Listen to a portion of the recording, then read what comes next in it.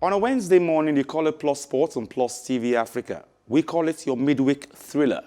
Welcome on the show. My name is Wale Scott. Before I go into the celebrations from last night till this morning, let me go to something more nearer home.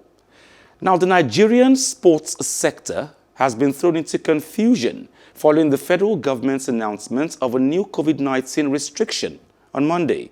Now, the FG reintroduced a nationwide 12 a.m. to 4 a.m. curfew as part of efforts to curtail the spread of COVID-19, while mass gatherings in public spaces have been restricted to 50 people at any given time. A member of the Presidential Steering Committee on COVID-19, Dr. Mukhtar Mohammed, added that indoor recreational facilities and gyms remain closed until June 11th, when the situation will be reviewed, while non-contact outdoor sports such as golf, polo, and tennis, among others, will not be affected.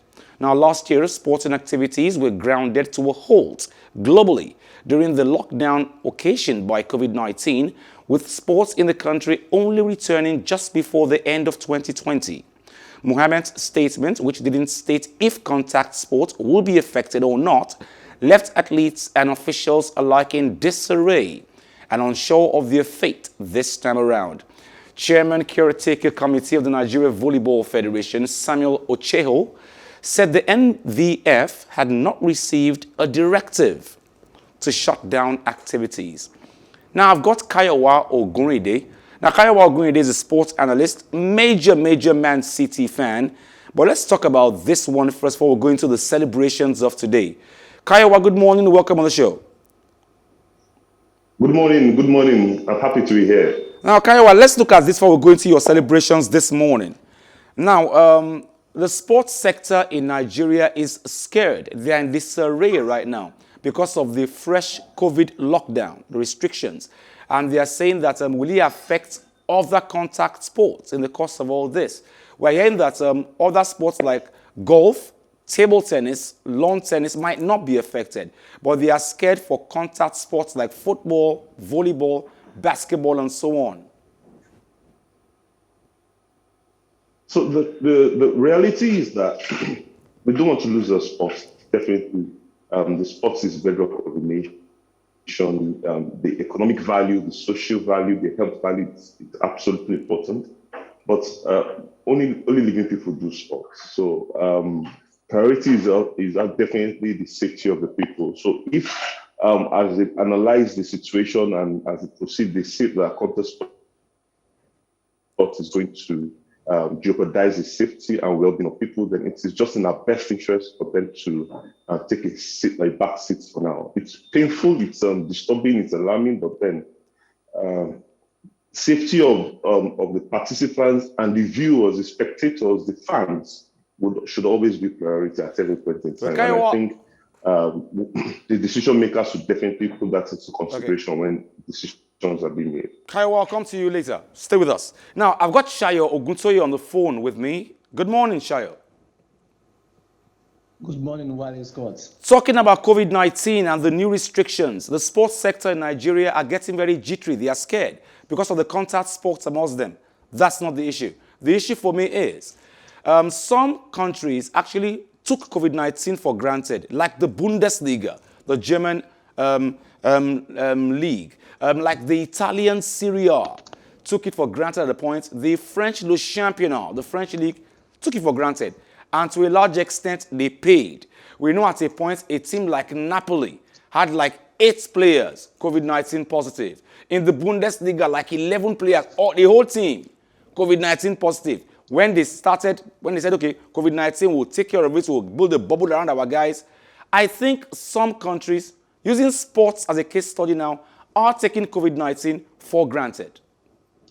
Well, just like you have said, we do not want to take COVID-19 for granted. I would like to recall last year, 2020, COVID-19 wouldn't have been this much all over the world, but because of football, as you have said, football played a major role in spreading COVID-19 all over Europe. And once it's in Europe, the rest is history.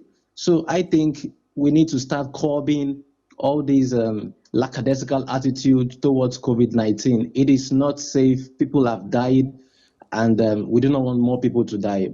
Nigerians are scared. Before I end it with you here, Nigerians are scared. They are saying that will contact sports be affected by this COVID-19 new restrictions, and that they know that golf, lawn tennis, table tennis will not be affected, but they are scared that contact sports like football, basketball might just be affected.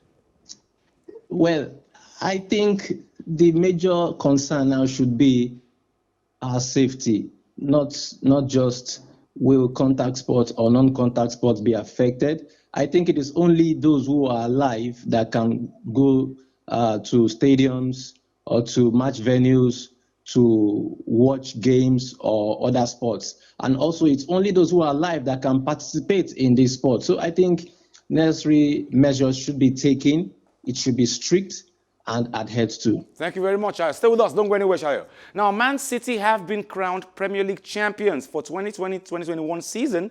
The latest addition to the Citizens Trophy cabinet was confirmed following Leicester City's 2-1 win at Manchester United on Tuesday. Manager King Pep Guardiola, as it's called now, has added yet another domestic title to his honors, with the Spaniard undeniably amongst the leading managers in football today. Many in the world of football have pitted their wits against the charismatic Catalonian over the years. Now, Kayowa, those were some interviews during the season before Guardiola eventually picked this trophy again. And it will be right for some of us to actually say, this man is King Guardiola.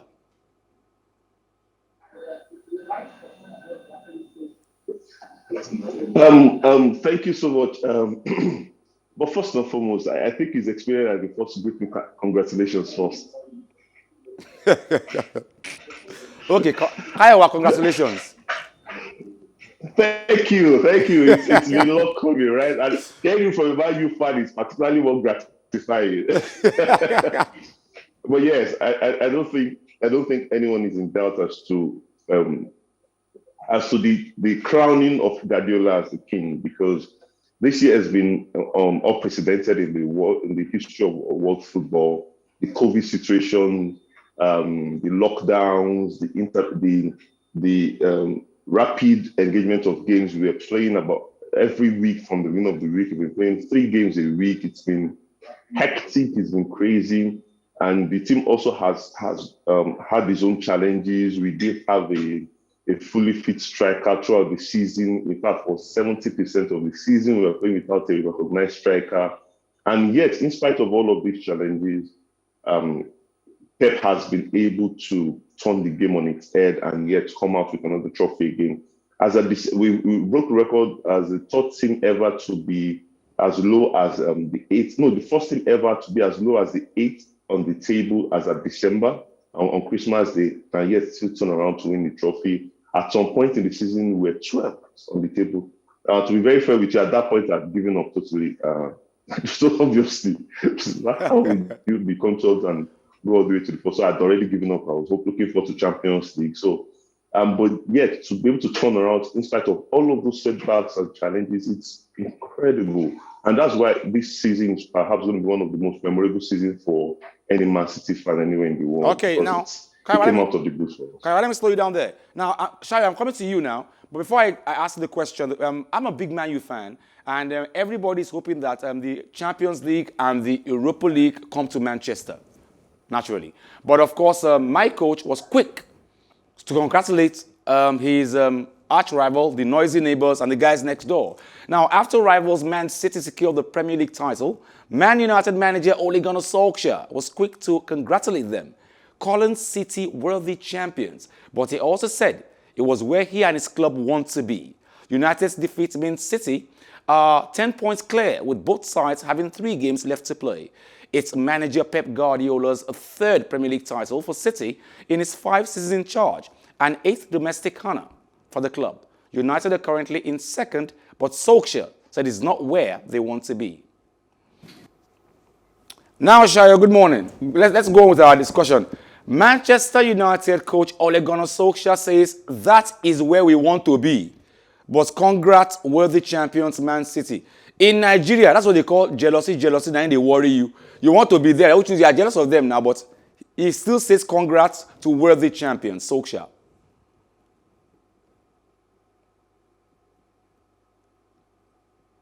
Do I see a Sayo there? Hello, Sayo. Okay, let me go to Kayowa on that one. Kayowa, quickly, Solskjaer congratulates Man City, calls them worthy champions. However, my problem is coaches like Guardiola are gradually going extinct. They are not only coaches, they are tacticians.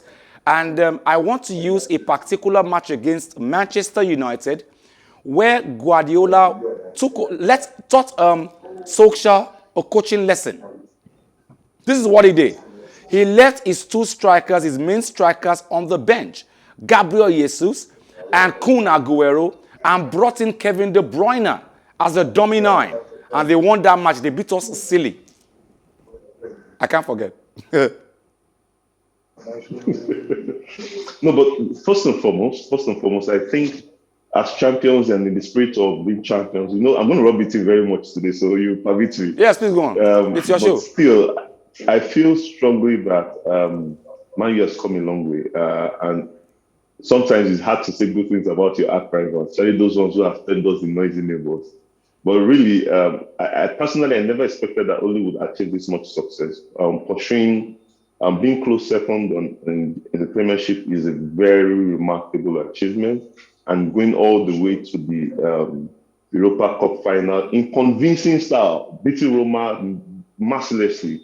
It's really, really remarkable. Yes, on the strength of personal achievement and personal tactics, you most likely will say Guardiola is better than Ole, but it also means that you cannot undermine Ole with what he's been able to do so far. So what he's been able to do so far. So the idea for me is every coach will have his own strength, and every coach will have his on and off days. I'm not sure Guardiola suffered more defeats in the hands of any coach in Premier League than Ole. It's a nightmare for him. He and Klopp. So that also goes to talk about the capacity he also has in coaching.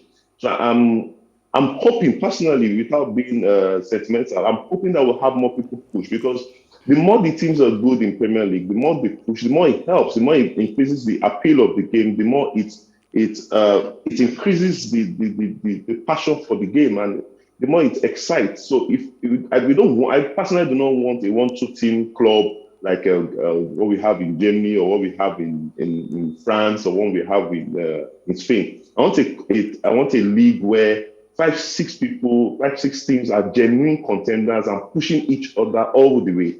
So it makes it more interesting. You understand what I'm saying? So it's particularly noteworthy that we have worthy competitors in the entire strata of England football. And I wish everyone all the best, really.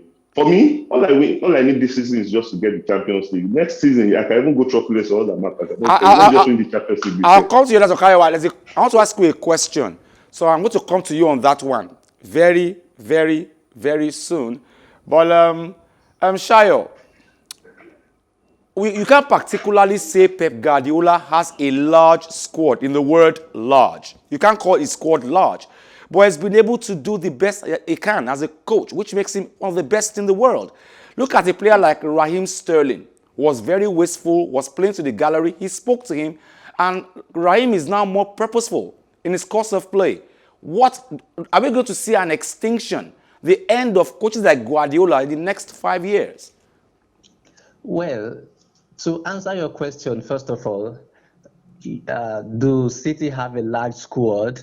I would say they have a large quality squad because looking at their bench itself, it's more like some other teams' best 11. So they have a quality squad. And also, don't let me take anything away from Pep Guardiola. You called him Pep King Guardiola. King Guardiola, yes. He has been amazing. He made it obvious that this season's Premier League title wasn't in any race at all. 10 points above United with 3 games to go, lost just 5 games in 35 appearances. I mean, it shows you what kind of a coach Pep Guardiola is. He's miles ahead of every other coach in EPL as we speak. Okay, thank you very much, Sayo, for joining us this morning. I'm always very grateful. Thank you. All right, thank you. Now, Kayowa, this is what I want to ask you. I shouldn't be saying this because I know it's not public knowledge, but I'll say it all the same. I heard that to a large extent, the main Man City fans in Lagos and in Nigeria as a whole are going on a fasting and prayer thing ahead of the May 29th. Yes, I heard. Yes, I heard. That was below the belt, but no, it's not that serious yet. But now that you floated the idea, it's not a bad idea right now, yeah? But come to think of it, seriously, the Champions League. Seriously. I don't winning the Champions League. And to be fair with you, I believe I'm 70-80% certain that we'll win the match. We've lost twice against Chelsea, against Tuchel, the new coach. And on those 2 occasions, we fielded a reserve team, if I'm to put it that way. So I'm very persuaded that we'll do a good job with our first 11. But still, and I think the fact that we've lost twice against them means also that we'll respect them more and we'll play with more intensity. Now, but then if we are able to win that Champions League, then I think because that's the only cherry that everyone has been using to judge us and say, oh, whatever you've done, whatever you've achieved in England, you've not conquered Europe. So, and if you're able to do that, then I think we'll cement our place in history as one of the best teams in the world in all time. Kayowa, I want to wish you guys good luck against Chelsea the Blues on May 29th in maybe Istanbul, Turkey, or Portugal, Porto. Whichever one it is, good luck. Thank you. Thank you so much. And thank you, Wally, for having me. Thank you very much for joining us. Now, tennis. Rafael Nadal has made a decision yet whether he'll compete at the Tokyo Olympics later this year. The world number 3, who won gold in 2018 in Beijing, says he's keeping his options open until he decides on his schedule going forward. Nadal is in action this week in Rome. In the lead up to the French Open, and is expecting a difficult battle. First up against Italian youngster Yannick Sinner. King of clay Rafael Nadal. Andrew Wiggins scored 38 points as the Golden State Warriors stretched their winning run to 4 games with a 122 to 116 victory over the Phoenix Suns. After a fighting performance to beat the NBA's top seed Utah Jazz last time out, the Warriors found themselves 16 points down against Phoenix before rallying late in the game. Andrew Wiggins, a star, finishing with 38 points, 7 rebounds and 3 assists, ahead of Devin Booker, who had 34 for the Suns. With a week to go until the playoffs, the Warriors look to have locked up 8th or 9th seed in the play-in tournaments. That's all we can take on the show on a Wednesday morning. I call it your midweek thriller. Plus Sports and Plus TV Africa. Sunday Binibo, thank you. You've always got my back. My name is Wally Scott. Till tomorrow morning, same time, same station. Like I always advise you at the end of every show. If not for anything, at least for your heart, do some sports.